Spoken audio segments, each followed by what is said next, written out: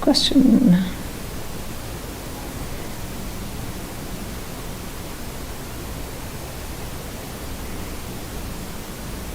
We'll have to check that out.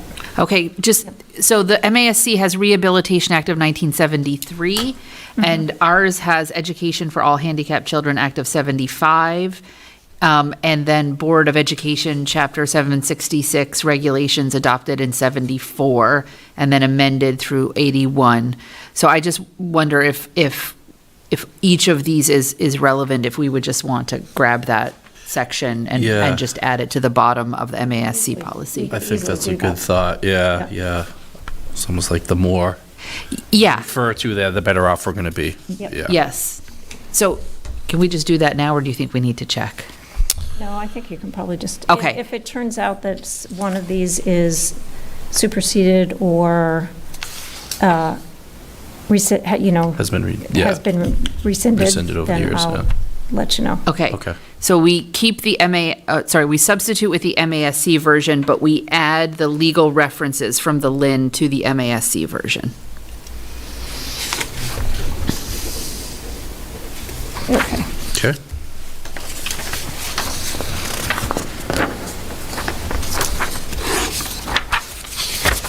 So the IHBAA, the Observation of Special Education Programs,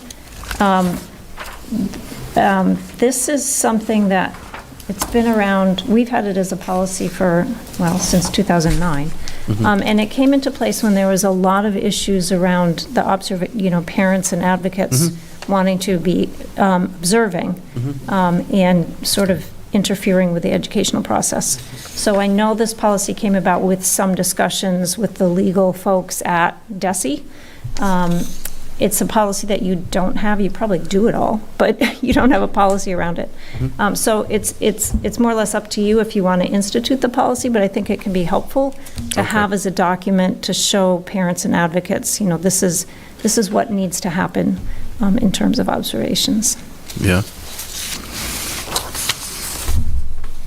Yeah, I would tend to agree. I would think that was give, individual principals as well, the ability to kind of monitor those things a little closer. And to have something to fall back on. Could have something to fall back on, exactly. Thank you. I actually like it a lot. Yeah. Like I zoned right in on the observer will be asked to submit their report of the observation in advance of any follow-up team meeting. Like that, we've never asked for that.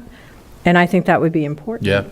To share with the team. If you're asking to observe, you're asking for a reason or a purpose, right? And so it would be important for the team to know what were your results. So I actually think it's good to have the guidelines of how observations should happen. I agree. I recommend adoption.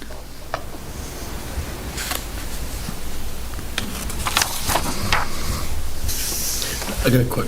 Yes, Member Castellanos. As this is a recommendation that we put forward tonight. I can only imagine that our attorney Greenspan and Attorney Gallo have anticipated this as well to be instituted. Go ahead. I don't know. Would we imagine that we have them review this before it gets instituted? Or would that be possible? If it's a new, because just the compliance around special ed is just such a significant realm. Yeah. And I'm pretty familiar with it in court. So I think it would be important if we could just send that maybe for them as well. Yeah. As an added layer.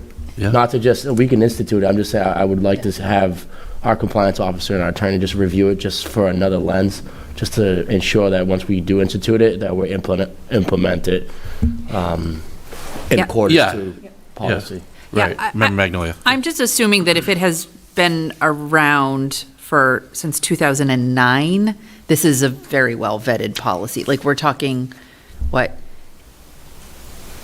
doing math. It's 15 years.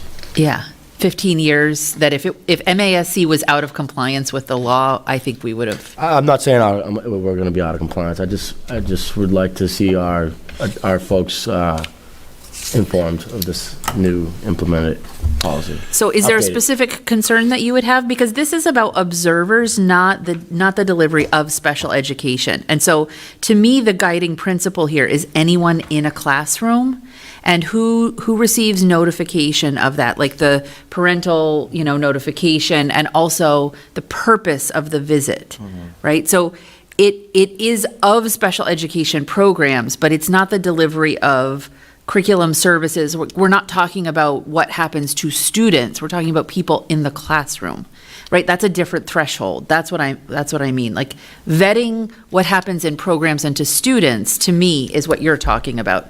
This is just the physical presence of someone in a classroom. Yeah, no, I understand that. I'm actually just more towards the instituting of this policy. I would like to have Attorney Greenspan and our compliance officer just see it. Yeah. Simple. Yeah, no, I'm not totally opposed to that either. I mean, I think you can see both points where this obviously is a fairly vetted policy, but I don't think it would hurt to have another lens on it. I will say that we actually, to read through each one, we actually follow this procedure already. We just never had the policy. My guess is when observations were requested, some research was done. They probably, whoever it was found this. The only one that I see that we have not really followed is, and I would actually have to check with the special education department, because I may be wrong in that, but the whole report, providing a report. Number 9. For all, I mean, I would have to check, but we may actually ask for a report, and I just aren't aware of it. So to be honest with you, Member Castellanos, we actually follow this. For the most part. So I don't have an issue with Charlie and Howard looking at it, but I say you adopt it, and we can make sure Oh, that absolutely. Howard and Charlie get a copy, and that they voice any concern that they might have. I think that's a wise sequence of events. Right, so I think, I just wouldn't want to hold up the policy for another set of eyes review when we've had so many sets of eyes on it already. So I never referenced holding it up. No, like that. I just want to make I would sure. like to have Charlie get both attorneys review it as a stipulation of our sequence of moving forward. That's it. She'll send it to him in an email tomorrow and ask them to respond. Correct, so I would agree. I would say, it sounds like adopt it, have the attorneys that need to look at it. Should they have any objections, they'll let us know, and we can revisit if we need to. Is that fair for everybody? Okay.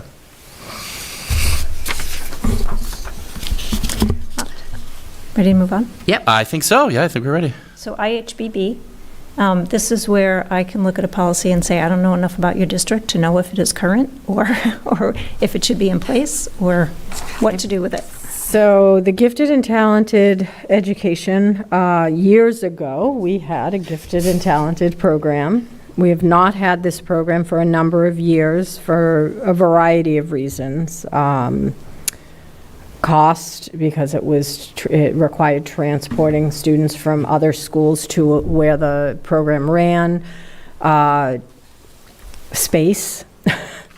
So currently, this program is not present in our district. Is that phrasing even still used, though? No, because I didn't think so. no, because the philosophy is that has all changed. students are Yeah. gifted in some Correct. way, and that our responsibility as educators is to differentiate Right. Instruction. based on where they're at. And so someone who is more advanced, you're going to give them an assignment that's going to bring them to a different level than someone who's not ready for that level, right? And so everything is done within the classroom. We don't take them out and separate them. Right, Yeah, I would agree. I think current best practices dictate, exactly what you just described. And I know our teachers are are working hard at, Yeah. differentiating their instruction and making sure that they're reaching kids where they're at. So, Member Magnolia, I'm sorry. Just strike the policy. Yeah, just strike. Yeah, absolutely. So the programs for pregnant students, there is a policy in Section J on pregnant students, which I think is more accurate to the law than this policy is. I would recommend deleting this policy.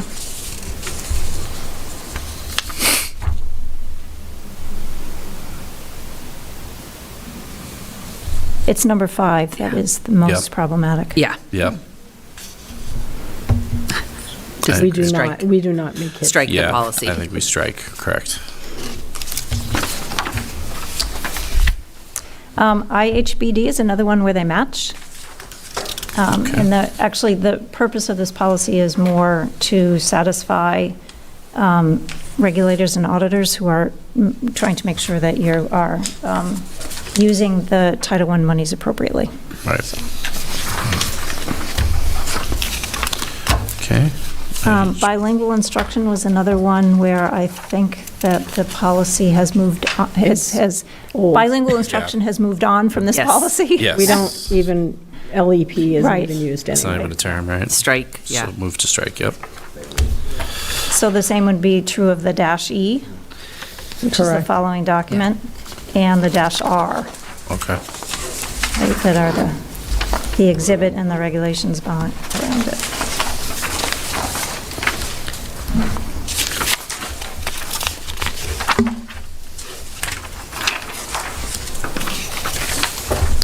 So IHBEA, the MASC version, is,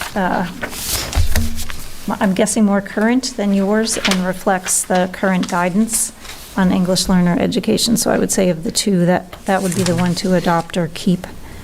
Yes, I would please. agree. I would agree, yep. Keep this one. Yeah, that's the one we keep. Yeah, that's the one. Lynn we- goes away. Yeah, the So one when we with the- go the away, one we'd with the adopt bullets is the one to MASC. keep. Yep. Yeah. Where am I? Homebound instruction, Homebound instruction. IHBF. Yep. This is a new one. Yeah, so this is a new one, and this is homebound instruction, so this is not homeschooling. This is, students who are registered students who can't attend for a certain reason and the obligations around that. I didn't see a policy, a Lynn version of it, so I would think you might want to adopt this policy. Yes, we do this. Yep. But we need the policy in place. Yeah. Okay. When do we? I actually, as principal at Harrington School, I had a student who was medically fragile, and we have home tutors who service those students, and so the tutor would go to his home, and she would come to the school, get the curriculum materials. She would tutor him. He actually graduated 5th grade from Harrington School before I moved on. And unfortunately, God rest his soul, he has passed. But we do this for any student who is not able to be in school. Right. I did this for 3 months when I was in college. I was the tutor. Yeah. Yeah, I've done this as well, yeah. Mhm. Yeah, I agree. I think this is an important one to adopt. Agree. Yeah. So then IHBG, this is home education. This is so homeschooling. And this is one where the Lynn policy is a bit more prescriptive. So I felt like it was another instance where someone from the administration should be weighing in on what the practice and policy, what they felt the practice and policy should be. I did question in the Lynn policy the inclusion of the school committee in certain aspects where I think probably it lies totally in the hand of the administration. So our wonderful Deb Johnson over there actually oversees, coordinates and communicates with homeschooling families in our district. And as previously being the deputy, they would come to me for signature and approval. So we do have a system. We don't bring it to school committee. It is, School committee voted a few years ago to have the superintendent's designee approve it, which the superintendent gave it to the deputy. correct. So is the policy followed for everything with the exception of just that it's now the superintendent's designee? So the home educator chooses the method of assessment, it submits annually, all of these other parts of the policy are followed.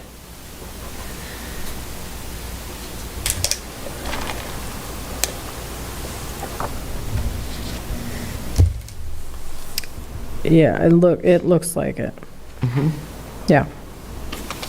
So we could just accept the MASC version.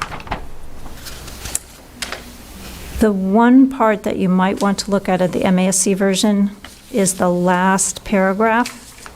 A lot of committees will decide to take that paragraph out. Okay. In order for a student to get a diploma, a homeschooled student to get a diploma, they have to be registered in the district to take the MCAS. Yeah. Which, We've never done that. Yeah, We've so never given a diploma. it's sort of, I think it's in there to sort of say to parents who want the diploma, hey, wait, Yeah. you have to register, you can't homeschool if you want the diploma. So you might want to take that paragraph out. We also don't allow them to participate in extracurricular or curricular activities. The paragraph above. So both bold paragraphs would So need to both- be removed. Yep. So the MASC version without the bolded paragraphs is what you're, Correct. Sounds like that's where we're leaning. Okay.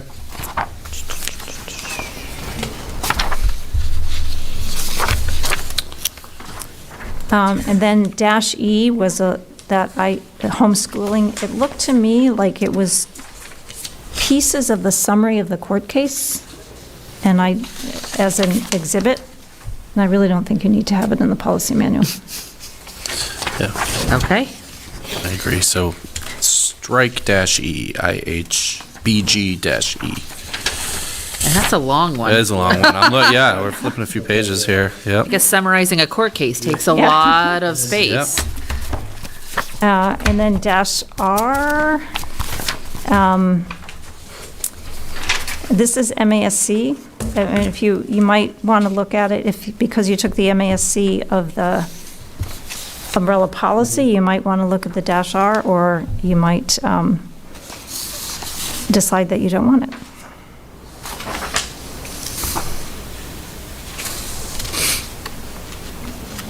It can be some helpful guidance to parents who are looking at homeschooling, just to know what they need to be prepared. Yeah, I would agree. I mean, if a parent does decide to homeschool, I would think we'd want something in place that we can refer to and they can lean on as well.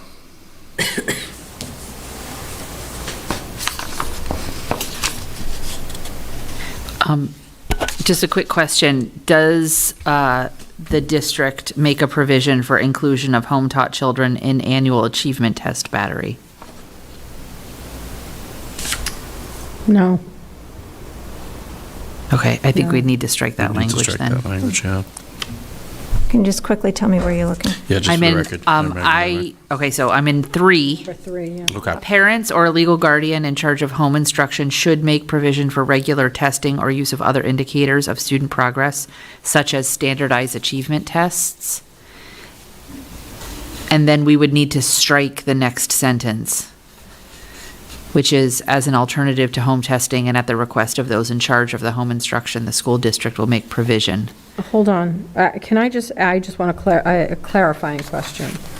So we do require the parents to have assessments of the child's progress, Which is the first sentence, absolutely. but we don't offer, like, them to come into our schools and Exactly. take okay. Which is why So- we strike the second, Yep. but then remain Right. for the Okay. third, which is the home instruction summary form must include, and we need to change the language, Yeah. a summary of home testing results. Yes. Sorry, Member Magnolia. Well, no, if we're going to do that, do I need to reread it for Mary or somebody? Oh, I got You it. got it? Okay. Yeah. So- Go ahead. Yep. Just So one then quick question. you're going to have a period sooner than the end of that last sentence. Yeah. Yeah, Yeah. that's what I was about to ask, right? The home instruction summary form must include either a summary of home testing results for each required subject for each child. So we don't want the either or. No, we don't want, don't want- yeah. No. Must include a summary of home testing results for each required subject for each child, period. Period. Yes. Yep. So, okay, your question, Mary? I'm good now. Okay. Thank you. Okay. Just a clarifying question, Superintendent Ruggiero. The tests that they would have to take, are those approved by the district, or those are state approved, correct? Or- They're not, I don't know that they're state approved. Okay. A lot of them use like an online Okay. learning platform. So like similar to like Teka or Right, something like right, that, okay. which has assessments built in. Okay. And they will provide us with the documentation Okay. of those tests. But we don't approve them. We just expect that they are assessing. Okay. And we do review that data when it is turned in. Okay, But thank you. I do have a question, because I don't know that I've done this. On C, number 4C, the superintendent will prepare an annual summary of children included in home instruction. That's consistent in all districts that the superintendents do that? I would say probably not. Because I was going to say, I don't know that in my 38 years, Yeah. have ever heard. So say that's we'll just probably strike not. C then. Strike C, right? I mean, I would think the percentage is low, where maybe would the school committee even need to? Well, I think after the pandemic, I think everything changed. And correct. so I think that what might have been a trickle is a little bit more cumbersome now. Okay. It seems to be, Deb, would you say it seems to be going back to where it was? No? Tiffy, this week I just got 3 families that want to homeschool, this week. Yeah. Interesting. In my just casual experience, it's much higher numbers than before the pandemic. Yeah, no, it definitely is higher than before the Yeah, pandemic. just because we often see students who are coming to us like around age 15 or 16 to establish an academic record who are homeschooled. And I am seeing many more of those students than I ever have before. Really? Yeah. Yeah, Member Castellanos. This might, sorry if you guys know this answer to this, but the funding for homeschooling, do we provide, so how does that work? You're basically not enrolled in the Lynn Public Schools. Okay, By law, they're able to homeschool, and they do have to show that they are homeschooling, like that's why there's documents. that's and- why I was asking, Yeah. I was wondering if They it's ha- very rigorous. Because it's a law that kids yeah. have to be in school. Okay. But they're technically not Lynn Public School students. They're not counted in our enrollment, but they have to answer to someone, and because they live in our city, they have to produce to us that they are educating their children. And when they graduate, I might have missed this, they don't get a Lynn Public do School not get a diploma, they Lynn- get no. They a, don't get a diploma. They don't get a Okay. diploma. So that's why a lot of times they will come to us to establish an academic Yeah. record, because they have nothing to show potential four-year schools that Right. they have academic credentials. Right. And I think what you just mentioned too would be more reason to strike C, that they're not actually Right. Lynn Public That School was why I students. was Right, asking that. yeah, right. Which I wasn't aware of, so thank you. What about number 2? I think we might, Oh, yeah, no. We don't do that either. Allowing them to be part-time. To kind of go back, it's almost like, You lets them can't go do, back and it's one forth, or almost, the yeah, other. You're right. either enrolled in Lynn Public Schools and, learning through our schools, or you're homeschooling. You can't have a combination. Right. So we're saying strike 2 as well, okay. Yeah.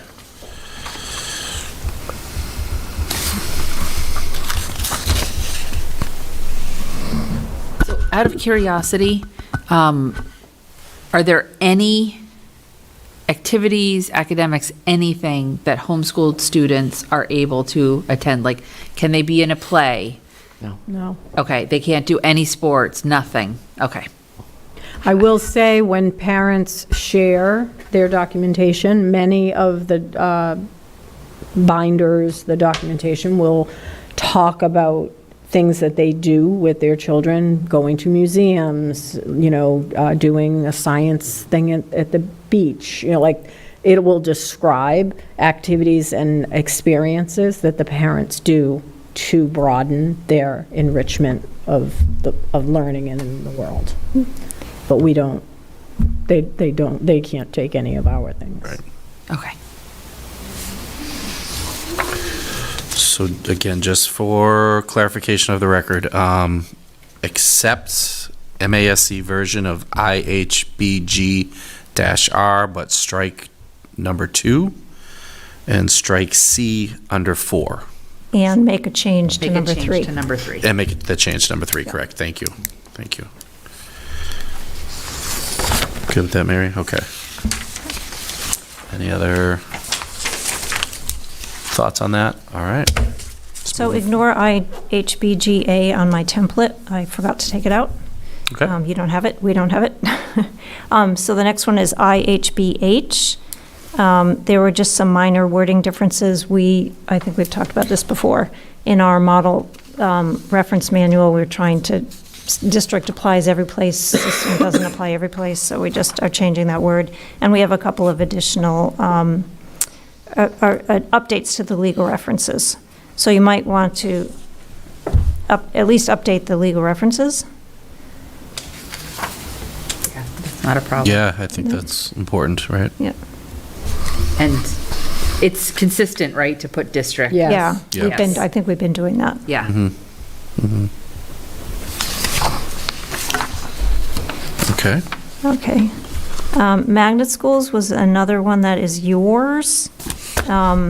Also goes back a long Yeah, time goes back ago. a Yeah, that's a,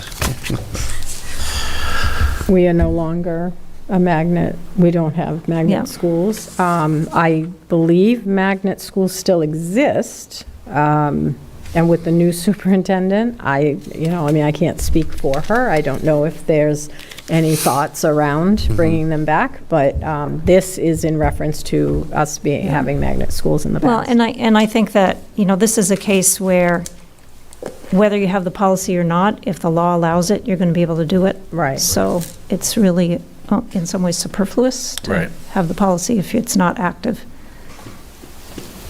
so strike, Strike. strike, correct. IHBHB. Yeah. So IHB. HE. HE. HE. So this policy, this is something that a lot of districts were looking for, something like this during the pandemic. Right. If it's not something that you have adopted at this point, I wouldn't rush to adopt it.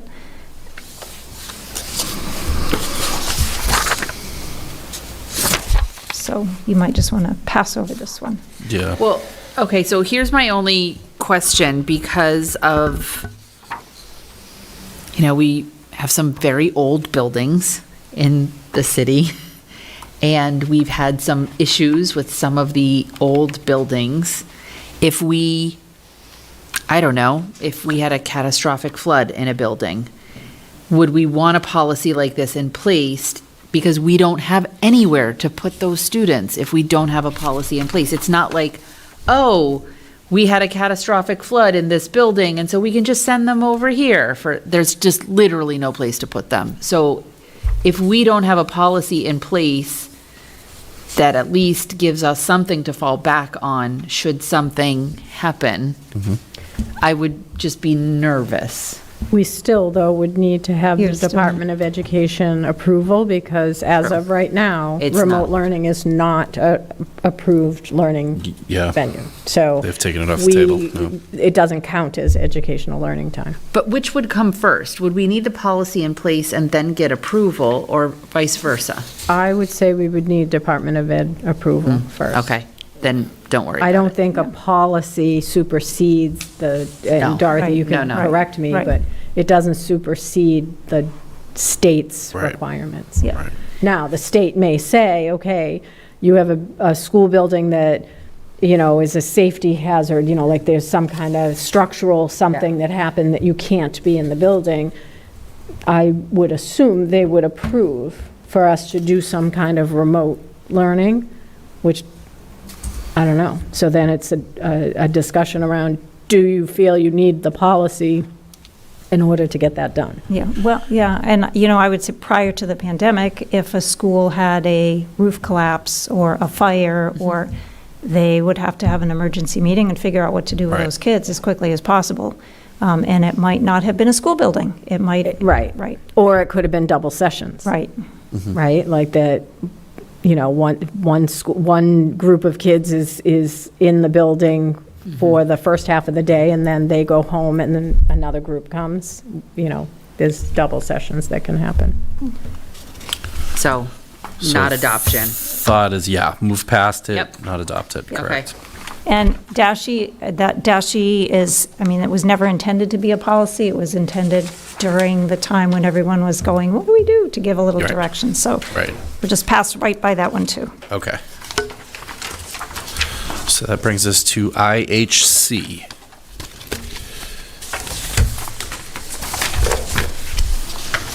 This, to me, looked more like a list than a policy. And the programs that are listed could actually all be in place without a policy that says you have them, so. Yeah. Well, we don't have driver's education. Yeah, so I guess strike that, IHB? Okay. Yep. Or, I'm sorry, IHC, C. IHC. Yep. I said B and I had to look again. Yeah, it's a lot, it's a lot. Your eyes start to cross after a while. Yeah, the eyes do cross, they do. So the first two sections, the IHCA, it's the summer school, there's a Lynn version and an MASC version. It looked to me like the first couple sections of the Lynn version seemed to be more policy, and then everything below that looked like procedure. So And they're naming a program in it, which we actually don't use anymore. We use a different program, and rule of thumb is never name a program. It should have just been like, on-site to supplement the digital curriculum and stop there, or an approved digital platform, something that is more generalized. So do you want to keep the top of the Lynn policy or look at the MASC policy? Well, I think even the Lynn policy, it doesn't mention elementary, and we do now have summer elementary programs, We do. so. Maybe we just adopt MASC. Okay. Yeah, I agree. I think it gives us a little more room to do different things too, right? Is there a need to, so that last line, all summer programs will be subject to annual approval by school committee. In my head, I'm thinking, and budgetary ability. about that time, right? yeah. Like, so sometimes the budget doesn't allow for everyone to have a summer program, right? So in my head, some of that approval was the budgetary approval, so. Because the school committee yeah, approves the budget. Good point. Right. Okay. So that covers that. Yeah. I'm guessing IHCC is a policy you don't want to keep. Generally, any policy, anything that would be only at one level, that would be handled by a program of studies or a handbook at that level, we don't have in the policy manual. The policy manual's for everybody. The whole district. So things that, I think there may be a couple things in here that seem to refer just to the high school. I wouldn't have them in the policy manual.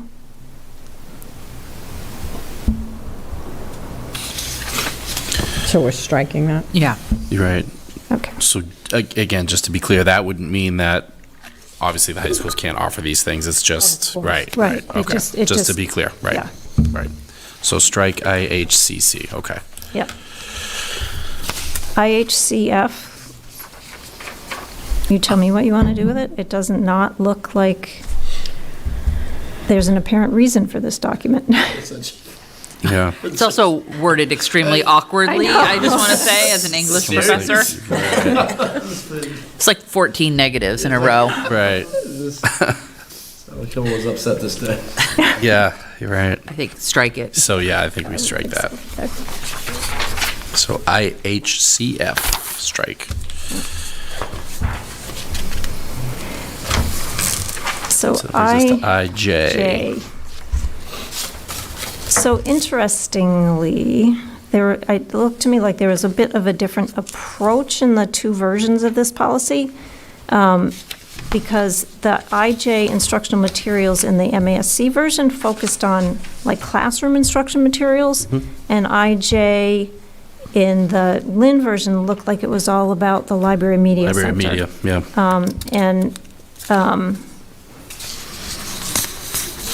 We covered library media separately in further on policies, and you actually do too, in your library materials selection and adoption policy. Yeah, so I would think the MASC version is more along the lines of what we'd like. I agree. Yeah. Okay. Okay, so we'll adopt MASC there for IJ. All right, IJ-R. Reconsideration of instructional material, the two, other than a coding difference, the two matched, Okay. the reconsideration.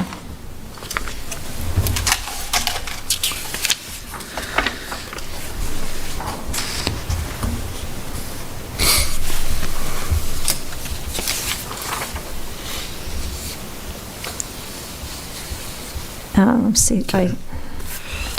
IJ So, yeah, I mean, -R-1. to me, it was the same issue as the IJ. Right. That it really, I think it's covered further on in the IJL, so I don't think you need this one. So strike IJ-R-1. Yes. Okay. Yep. IJ, so IJI kind of goes back to the MASC IJ that we just talked about, because at one point, we had textbook and instructional materials and felt like in the world today, there's more often that instructional materials could include textbooks. And so we sort of melded it into one and didn't have the separate textbook one. So it really is covered. This Lynn policy IJI is really, the content is covered in IJ. Which we The previously, MASC IJ right, that we just talked about. which we just talked about. So strike. Did I just talk around in so much circles that I didn't make sense? That's okay. No, it's followed all you. right. We followed you. All right. We got you. Policy clinic. So again, so we're striking Lynn IJ. I. Right, okay, And the same would be true then of IJJ. okay. Because, yeah. Because then that's covered in Yeah. the one we, Yeah. all right, Yeah. hope to adopt, right. Right. And then IJL, getting back to library materials, the two versions actually matched. Okay. All right. Love when they match. I think that's like the third time that's Yeah, happened. I know. The whole policy manual. I know.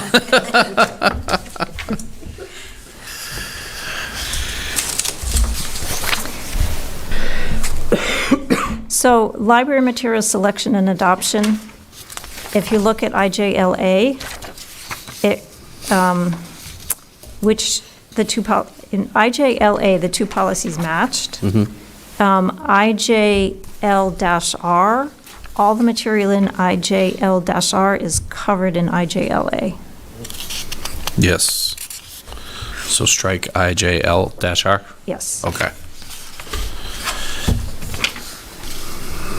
And then IJLA as well? Oh, no, those two Oh, versions the match. two Those versions match. match again. Those match again, Yes. right? Just look at that. Okay. Can I just add, I'm so happy to have a weeding part because this is so contentious often Yeah. when they weed materials. I know, at least for my place, faculty flip out. So I don't know if Take our- teachers flip out. We but- do. Yeah, take our books. Yeah, when you see books there, and it's like, no, we really don't need them anymore, I Oh. promise. Mr. Dugan's classroom library needs some updating. Sorry. Yeah. Books that haven't been checked out in over 20 years. Yeah, it's tough. Yeah. It's tough. So IJM is a policy that we don't have, MASC does not have a version of this. So I didn't know how you might feel about it. We do have in section K, a policy about advertising, which if you wanted to say that this was sort of fell into that, then we'll cover that in section K.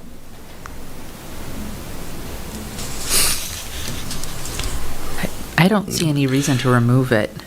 I don't see any reason to move it either. I don't think it hurts to have it. Yep, okay. So, okay. Got it. So the IJND and the ones that follow are another area where I feel like you may want a weigh-in from your tech people Okay. and so forth. They're all the policies about digital resources. We look at sort of IJND as sort of the umbrella policy, and the others fall under that. I felt like there was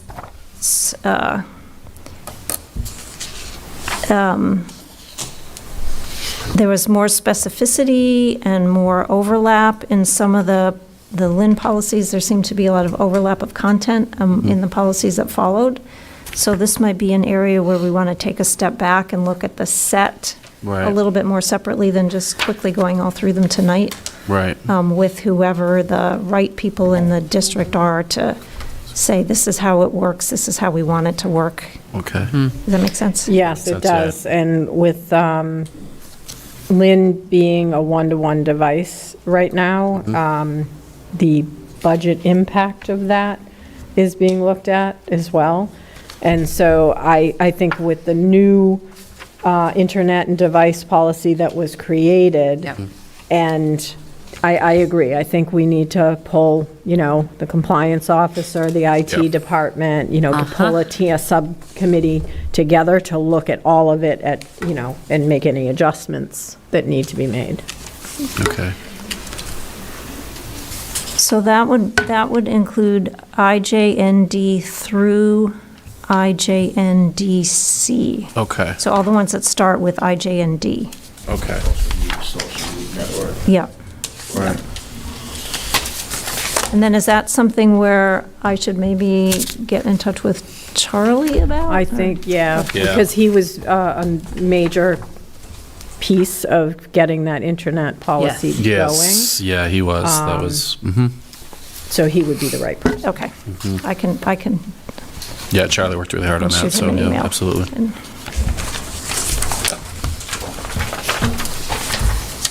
Okay, so that brings us to IJOA. Well, actually, Yep. let me back up just a moment. Yep. So I guess again, just for the record, hold off on IJND through IJNDC. IJNDD, do you want Yeah. to? DD. I would That's include social DD. media. Yeah. Oh, that's right. Okay, Yeah. thank you. Yeah. And we'll table that for a moment until we get the correct people with us. Yeah. Okay.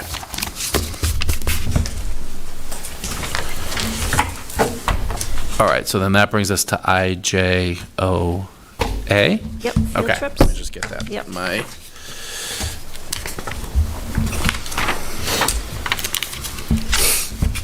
So this is the IJOA, the Lynn version was more prescriptive than the MASC version. I was a little bit puzzled in the Lynn version with the 350-mile designation because that brings you out of state. Correct. And out-of-state field trips should be approved by the school committee, but, so, So the thought would be to adopt the that would be my thought, but MASC. Yeah. So Everybody looking okay at with that? Superintendent Ruggiero and making sure she's okay with No, that. I 100% agree. All right, so strike Lynn, IJOA, and adopt MASC, IJOA-R. Okay. Oh, no. No, I'm sorry, Oh, IJOA. no dash. No dash. No dash. No dash. Now there's a dash off. Now there's a dash. Yep. I think if you're taking MASC's IJOA, then I would, IJOA-R seemed to me a lot of procedure Yeah, that I would take out. okay. So strike IJOA-R. All Yeah. right.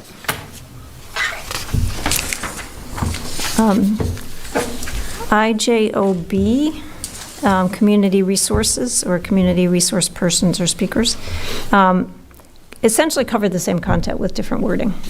So I don't know if there's a reason, a compelling reason to change to the MASC version there. I would add the cross-reference, the MASC cross-reference. The only thing I don't like is that the Lynn one says the school committee will allow the recruitment of such people. I don't know that we have anything to do with this. Could just go with the MASC version then. If we could, I think we should just go with the MAC version. Yeah, I agree. Almost would make it too cumbersome to Yeah, even do it, right? well, just to revise it, Yeah. yeah. School volunteers, I guess I would go with the MASC version here too, actually.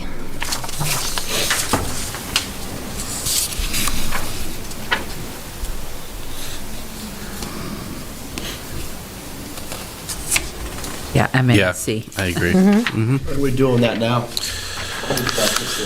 Yes. Yeah.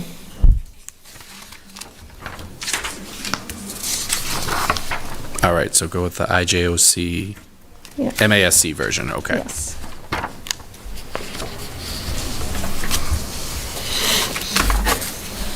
IK was another one where in reading through, there were, where am I? Okay.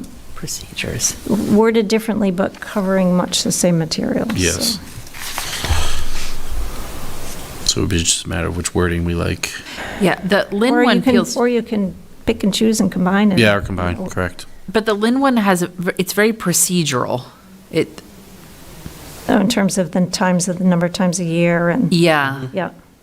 Even just And the I list will itself, say, right? there's a lot of districts that are still updating families on student progress, but it's not prescriptive that, like, they get a progress report.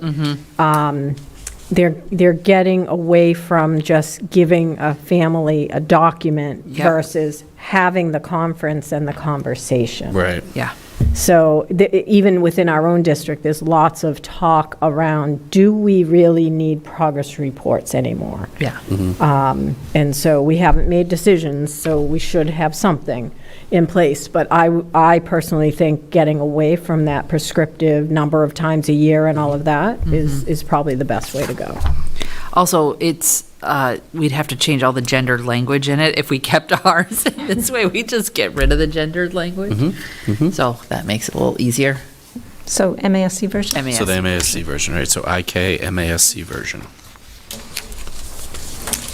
IKA looks like it goes back to the 70s. I would get rid of it. Yeah. Yeah. Yeah. Still has A, B, C, D, E, F, A, B, C, D, E, F, right? Yeah, We're standards-based, yeah. we're, some of our report cards are already standards-based, and we're working towards going, expanding that. Right, right. Strike. So that would be, yeah, we no longer do that, strike.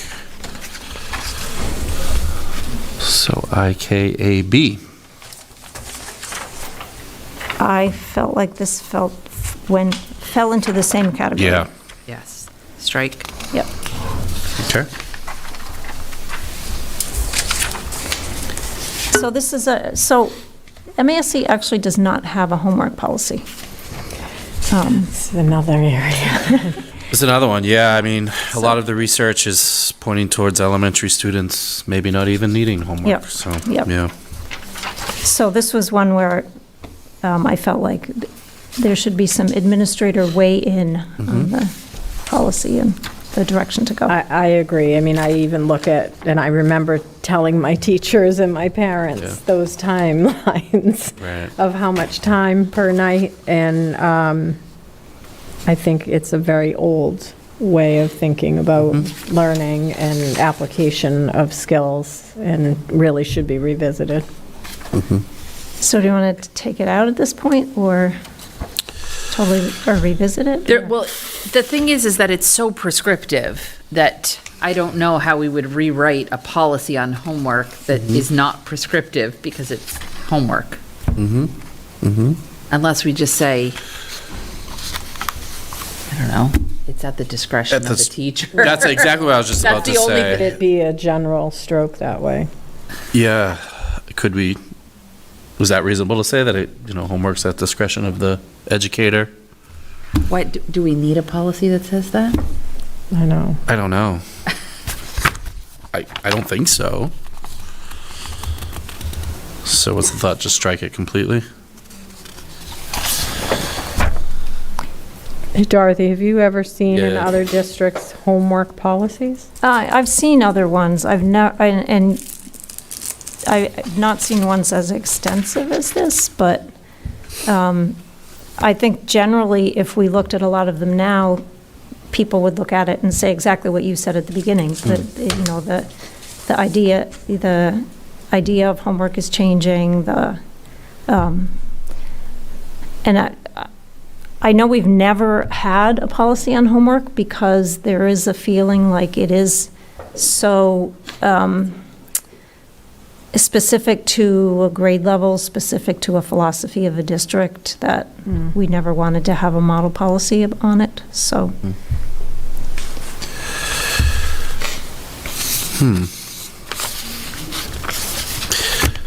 The only reason that I could think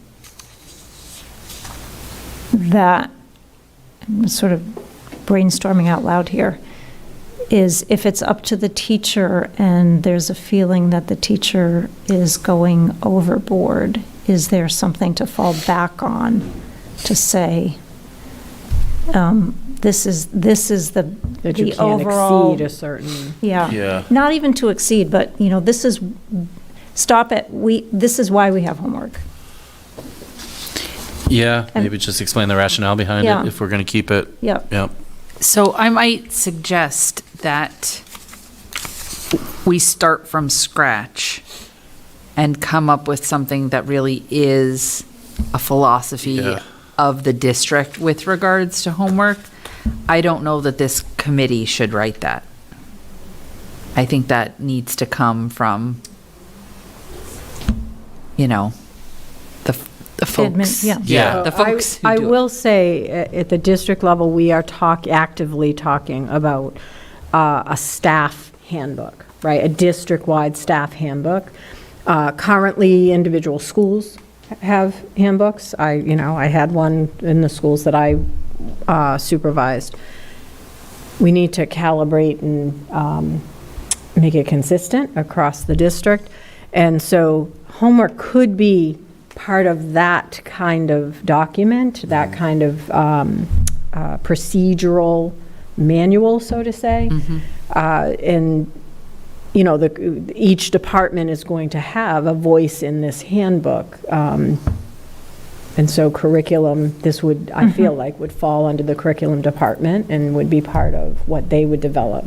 And certainly when that handbook is created, it would be shared with the school committee for you all to see. But I question whether this isn't necessarily a policy, but becomes procedural as part of a handbook. Well, I think, though, there might be a role for an articulation as a district, how we approach the concept of homework. Okay. And so I think when we think of policy, right, these are what we... So we think of policy as the what and the why. Exactly. Right. Yep. Yeah, so why is this our approach to to homework? You know, what is, so if it is at the discretion of the teacher, Yeah. right, not to exceed whatever, like, let's just say not to exceed an hour a day, why? Or even if it doesn't even have a time limit, right? No, I'm just saying, This is the purpose of homework. yeah, this right? is the, and it should be consistent with, you know, Yeah. educational goals. And I would think that sort of that philosophy would sort of come from the administrators. Yeah. With, and then as a recommended policy to, And I think, Okay. yeah, Yeah. a couple sentences is Yep, probably enough. I agree. But I do think we should strike this in the meantime, and then we can adopt a new policy as soon as it's created. okay. Okay, so again, just so we're clear, we're striking IKB, but we will revisit as a philosophy comes from administration. Okay. Thank you. IKC was another one that I think should be stricken. At the very least, it only applies to high school, so it doesn't belong in the policy manual. Yeah. I wouldn't know anything about this with a senior. Yeah. This one, at times breaks my heart. As someone who was a very average student growing up and never took an honors class in my life, but obviously am successful as an adult. I worry about the pressures, the stress, the anxiety we put on our kids to be the highest performing in the class. I just, that's a personal, I will admit, that's a personal feeling I have on it. It's not that I don't see value in class rankings for students. I know colleges value class rankings. They absolutely do. Well, and there are districts that have, and high schools that have eliminated them Yeah. too, so. I just think it pits kids against each other. Well, and I would also add to this, I went to a high school in which a number of seniors took pass-fail classes so as not to ruin their GPA because of how many AP classes they took. And so the top 10% of my graduating class, of them, so there's 365 students in my graduating class, and so the top 36 students, of them, we were on a 5-point scale, all of us, because I was one of them, had over a 5.0. So how accurate is a class ranking in that situation? Right. Because your AP classes got you over the GPA scale. And so really what it is it's gaming a system. Right. It's not an actual ranking. Correct. And so, this is the inverse of what you're talking about, right? Like, how can I take pottery so that I can not affect my GPA, not how well am I performing? The other thing that I would note on this particular policy, college classes are only given 4 points. Yeah. Whereas the advanced placement and honors are actually higher than the college classes, Yeah. which I personally struggle with as well. Like, what message is that? We're saying that college classes are not as valuable or as high scoring as an AP, An AP or class.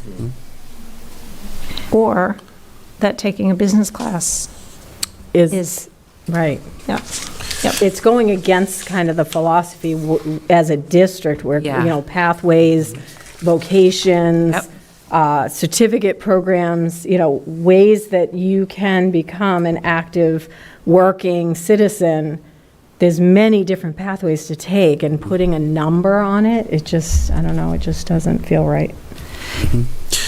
I don't disagree with anything that we're saying. My only concern would be if we strike this completely, does it get rid of the traditional valedictorian, salutatorian? No, because typically, this is not a policy. Typically, this would be something in a high school program of studies or handbook and would not be at the policy Okay. level. Oh, then Okay. strike it. Yep, yep. So are we certain that this is in classical English? Oh, tech? yeah. Okay, All okay. of it. I figured, but I just wanted to make sure. Okay, so strike it in the thought that these are in the high school handbooks in order to keep Yep. the traditional graduation. Their procedures. Right. And I'm going to say the same thing about IKD. Okay. You okay with that? Yes. In the same line of thought, right? Yep. Okay. Exactly. IKE, another one that matched. Haha. Yep.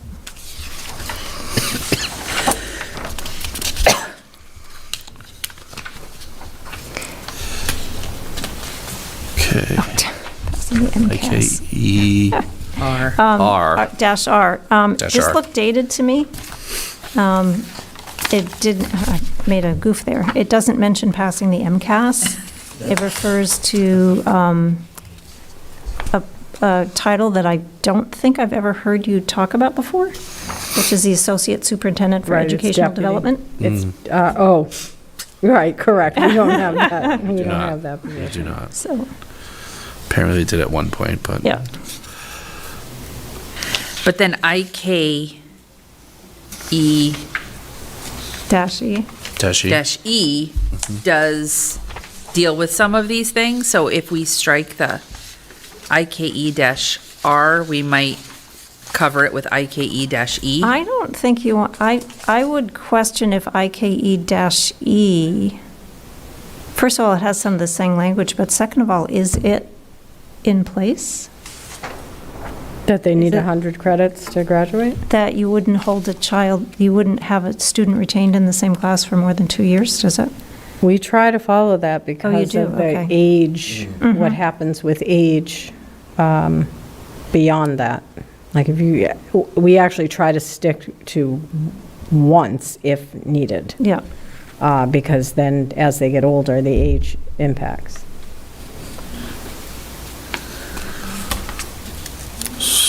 So just to get back to IKR, are we saying, dash R, excuse Yeah. me.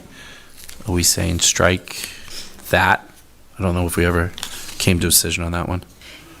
I guess my inclination would be to say that it may be dated, but Yeah. I'm going to defer to Superintendent Ruggiero on that. Yeah. It's definitely dated because it doesn't refer at all to MCAS. No. It also, I don't see in it mass score. I didn't see it either. So I would say that we would strike it. It also, again, could be part of the program of studies, like that it talks about what you need in order to graduate. And maybe it's a simpler, again, philosophy of promotion requirement. Yeah, I wonder if we should strike this as it is, but like the other one, if there's a philosophy of grade promotion that the district espouses, what should replace it is the philosophy about grade promotion. However, it is entirely possible that we could rewrite IKE-E to include that, promotion and retention. So you've got IKE, which is promotion and retention. So do you, Oh, right. right? Right. So is that broad enough to cover, or is there pieces to incorporate just into IKE without having the 3 separate documents? And it does talk about results of teacher-made tests and other measures of skill and content mastery, Yeah. standardized test results, and other observations. I of think student performance. IKE covers Kind of both of covers them. both Yeah. of these, Yeah, right? you're right. I think we strike IKER and IKEE. Right. I agree, yeah, I think IKE does. That was one of the matching ones. It was, Oh, there you that's go. why. Right. I didn't read it closely enough. Okay, so the thought is strike IKE-R, strike, I'm sorry, let me get to that paper, IKE-E. Yes. Okay, and the thought is IKE covers those. Correct. Okay.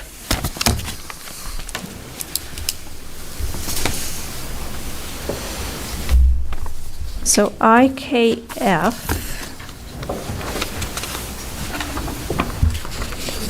looked somewhat dated to me. There are places that decide, because this is in the high school handbook or program of studies, which is approved by the school committee, that it does not need to reside in both places. It can just be in the high school document and does not need to be in policy. If you do that, then you don't have to worry about the fact that you have to make sure that they consistently have to make sure that they match. Okay. Yeah, So, I would agree with that. So strike IKFC. No, I'm sorry, just IKF. IKF. IKF, correct. I'm jumping the gun a bit there, yeah. So can I ask I agree. yeah. It's my understanding that in Lynn, we require our students 25 credits per year for a total of 100, but that other districts don't necessarily require the 25 per year, which allows for seniors who have accumulated all of the credits they need to graduate could actually go and do an internship or work because they've completed all their requirements Right. and then they just come back for graduation. Is that, am I incorrect on that? I don't believe you are incorrect. So I think that's where this, I believe that's where this policy may be different, is that the school committee who made this decision or made this policy at the time, it was the minimum of 100 credits in 4 years, 25 each year. So should the policy just say that? I don't know, is that what you feel it should be? I guess is the real question there. It can stay that way and students still could do internships, right? They would just get credit They get for credit those for it, yeah. internships. But I remember the reason it came up was because I remember a conversation with someone whose child is in a different district, and their senior was done, had accumulated all their credits that they needed, and didn't need to continue going to school and started doing work or, was doing kind of pathway stuff because they were already set with their requirements. So you're asking a much bigger It question is a than much just the bigger policy. It's a big one. I did high school in 3 years because I took so many high school classes as in junior high that I had enough credits to graduate after 3. So, yeah. I mean, it is a much bigger conversation. Yeah. But I just wanted to bring to Well, and I light think- that is a piece, I think that's why this policy is here, Yep. was because it was about the credit. It's Yeah, about the credits. Well, and I mean, there's things like, it says, Lynn Tech requires 105 total, and it doesn't reflect, I mean, to me, I've heard you talk about the early college program. There's Right, nothing in correct. here that reflects Right. the early college program, and there's, But to your point, Dorothy, something like this could be in the high school documents, Yep. right? Around Yes. Mass Core and around program of study and pathways, right? It Yep. could be included in that. Well, it could, but I think what you're raising is a kind of philosophical question about that as a policy that affects who can graduate, right? Because if they haven't done that, and I think that's, I know but, where the. but do you approve either the high school handbook that has this in it, or the program of studies that has this in it? Because that gives, No. okay, then Program you of do need studies it as a policy. That's the question. Yeah. If it resides in a high school document that you approve every year, that gives that essentially The weight, policy, yeah. right? You're But right. if you don't, then you do need it as a policy, because the school committee should be setting the graduation Absolutely. requirements. Absolutely. And in my head, I'm thinking of the new superintendent, Yes. right? And what her visions may be, and I don't want to interfere with Yeah. potential visions that she may have on pathways that our schools may take. Yep. So, Member Dugan? Yeah, I- so- I might recommend that we need to take this up with the whole committee. I agree. I think this is, I mean, graduation requirements is a big one. I think we do need input from the whole committee on this, Yeah. rather than us just deciding. Yeah. This is what we're doing. Totally The agree. two of us, or Member Three of Castellanos us. as well. Yeah, three of us. I'm in the policy clinic right now. Refresher. So I guess what I would recommend would be leave it for now, revisit it as a whole committee, get it on agenda as an agenda item on a whole committee meeting. Does that make sense? Okay. Well, I think what I would have to do is make a motion to move this to the whole committee. Okay. For discussion. Okay. Second then. Roll call. Member Dugan? Yes. Member Magnolia? Yes. Okay. So in my notes, I'm going to put this as a hold for discussion with the full committee. Correct. When we can get it on the agenda, we will do that. Okay. Thank you, Member Magnolia. Yes. Okay, so the next one, where is my list here? Graduation exercises, generally, this is considered to be in the hands of the high school, not at a policy level. I would take it out of the policy manual. Yeah. Yeah, I agree. So that would be strike IKFB. Yep. I thought that the high schools handle that. And IKFC, I would also take out. Agreed? Okay, so strike IKFC. Yeah. Which brings us to IL. Guess what? They match again. Woohoo! All right. This was not happening before. This is No, very this is- exciting. Well, see, when you have a policy section that's about 3 Yes. inches This thick, is a big one. That is a you thick run one. across a few more of You those. did. You did. My pen.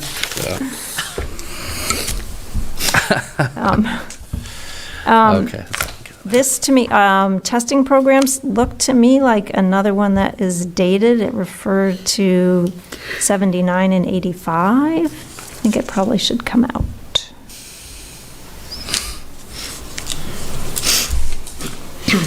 Yeah, I agree. I think it says needed information, decision maker, school committee. Yeah, it is dated. Looks like it predates MCAS. It is Yeah. absolutely, yeah, Yeah. yeah. We do have MCAS data we look at district data, so. Yep. Okay. So strike ILA Yep. at the And thought, okay? ILBA seemed to me to be the same.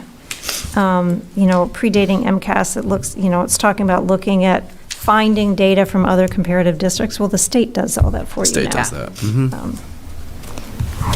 Okay, so strike ILBA. Yeah. All right.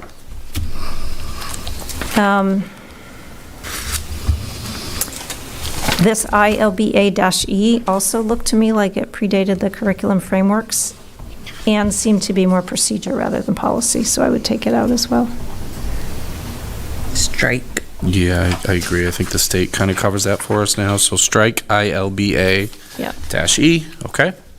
ILD, this is a policy that is an MASC version. There is no equivalent Lynn version. It's around surveys and research and the, sort of the rights and process around participating in surveys and research because you receive money from the federal government. To adopt. So I think it would be a good one to adopt. Okay. So adopt ILD, all right. Yep. You okay with that one, Superintendent Rashid? Yes. Okay. IMA, did I skip one? That matched. IMA matched, teaching activities and presentations. Those playing along at home, we have another match. Because, I'd actually get through the whole section tonight. fine too. citizens of Lynn Yeah. are just following with riveted attention. Coming through. IMA-R, it's a document, it seems to be a quote from a law that's been repealed, Yeah, from what so I could find in strike. my research. Right, so that would be strike IMA-R. Yes. Okay.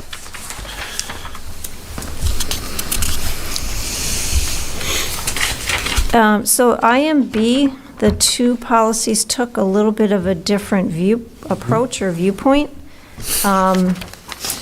The MASC version provides a little more direction as guidance to teachers in teaching about controversial subjects, and in the Lynn version focuses more on the student's right to learn about controversial issues. So there may be a melding there, or there may be a preference in the way you go.